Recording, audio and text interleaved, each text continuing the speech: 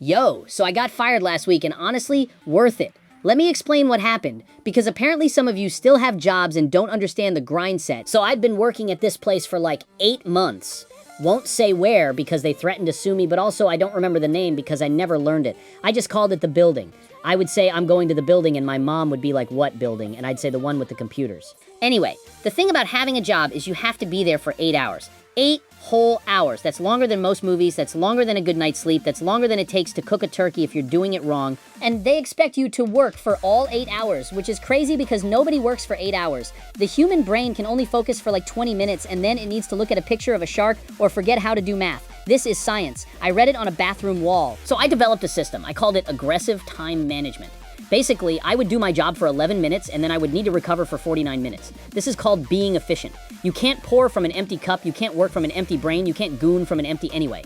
The bathroom was my sanctuary, not for normal bathroom stuff that's disgusting, and I don't do that at work. I have a whole system at home for that. No, the bathroom was my goon cave, my pleasure palace, my zone of enlightenment. I had it all set up too. I brought a little stool from the break room, not stolen, just relocated. I had my phone with the brightness all the way down because I'm not an animal. I had noise-canceling headphones, which I bought specifically for this. They're pink. That's not relevant, but I think it's funny that the guy at Best Buy didn't know what I was going to do with them. And I had a schedule, 9:11 a.m. first session. Why 9/11? Because I like to remember important historical events. Also, it's when my coworker Brenda goes to get her second coffee and she's loud about it. She announces it. She says I'm getting my second coffee like anyone asked. Like anyone has ever cared about Brenda's coffee journey. So Brenda leaves. I enter. 11 minutes of pure transcendence. I'm not going to describe it because YouTube will demonetize me, but use your imagination, or don't. Actually don't. That's weird. The thing about gooning is, it's not about the destination, it's about the journey. It's about the commitment. It's about looking at your phone and realizing 40 minutes passed, and you've been making a face that would get you institutionalized in the 1950s. And I was good at it. I was the Michael Jordan of this. I was the Tom Brady of the bathroom stall. I had technique, I had stamina, I had a really specific playlist that I can't share because it's just text-to-speech voices reading furniture assembly instructions in German. You wouldn't understand. But here's where I messed up. I got cocky, I got comfortable, I started bringing snacks. Yeah, I brought a Ziploc bag of trail mix into the bathroom, not the whole bag, just a portion. I'm not a monster, and I would eat the trail mix while, multitasking, being efficient, getting my protein up while getting my numbers up. And one day I dropped a cashew.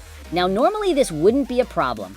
Cashews are small, the floor is large, but this cashew rolled under the stall door, it rolled into destiny, and I heard someone say, oh, a cashew, and I knew it was over because who recognizes a cashew by sound? Nobody, but this person did. This person was waiting for me. It was Brenda. Brenda had been tracking me. Brenda knew. Brenda always knew.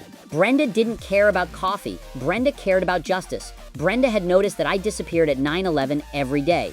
Brenda had noticed that I came back with a specific look in my eyes. Brenda had put it together because Brenda has 3 sons and she understands male behavior patterns. So Brenda kicked the stall door open, not gently, not, excuse me, sir. She kicked it like she was trying to save a hostage. And there I was, pants at my ankles.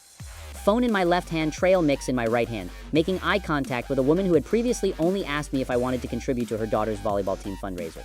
And I didn't stop. That's the important part here. I didn't stop because stopping would be admitting defeat, stopping would be acknowledging shame, and I don't have shame. I have autism and a mission. So I maintained eye contact with Brenda, and I finished what I started. It took 11 minutes, exactly 11 minutes, because I'm a professional.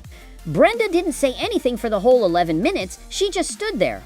I think she was in shock, or maybe she was impressed, maybe she was thinking about her husband, I don't know. Brenda's life, when I was done, I said, can you hand me that cashew? And she threw it at my face hard, it left a mark.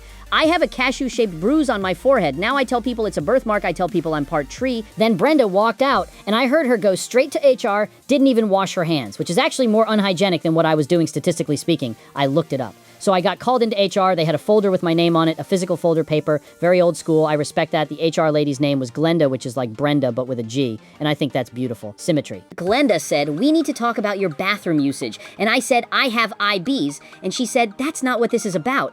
And I said, how do you know what my IBs looks like? And she said, because Brenda took pictures through the gap in the stall door. Brenda is a war criminal. Brenda violated the Geneva Convention. You can't take pictures of someone in their goon cave. That's basic human decency. But there they were, printed out 8x10 glossies, very high quality. Brenda has a good phone, the iPhone 15 Pro Max. I could see the detail, I could see my face, I could see the trail mix, I could see the German furniture instructions on my phone screen. Glenda asked why I was looking at a Schrank Bowen lighting, and I said, it's complicated. They fired me, obviously. They said this is a violation of company policy, and I said which policy specifically, and they said all of them, and I said that seems excessive. They made me sign something. I didn't read it. I never read anything. Reading is for people who don't have things to do. I just drew a picture of a shark, a really good one, 3 dorsal fins. Very accurate. Then security walked me out, not because I was dangerous, just because it's policy. The security guard's name was Dave. Dave asked if I wanted to get a drink after, and I said, I don't drink, I goon, and Dave said word, and we fist bumped. Now I'm unemployed. I spend my days in my apartment, my real goon cave, not some corporate bathroom with fluorescent lighting and a toilet that flushes automatically when you lean forward. I have mood lighting now. I have a schedule that's not dictated by Brenda's coffee habits. I have freedom. And honestly, I'm making more money now. I started a Patreon. It's just videos of me rating different types of wall textures for optimal bathroom acoustics. I have 400 subscribers, 400 people who understand the vision. Brenda tried to get me banned from the platform. She left a comment saying, this man is a menace, and I replied, thanks for the cashew, and it got 12,000 likes. Brenda made me famous. Brenda is my villain origin story. Brenda is the Joker to my Batman. If Batman also did the thing I was doing in that bathroom. So if you're watching this at work right now, if you're in a bathroom stall, if you're reading this on your phone with the brightness down, I see you, I respect you. Don't let Brenda win. Finish what you started, maintain eye contact. Assert dominance and bring trail mix. The protein helps. Anyway, that's why I got fired. Subscribe for more. I have to go to a job interview. Now it's at a different building. They have single stall bathrooms. I'm gonna ace this piece.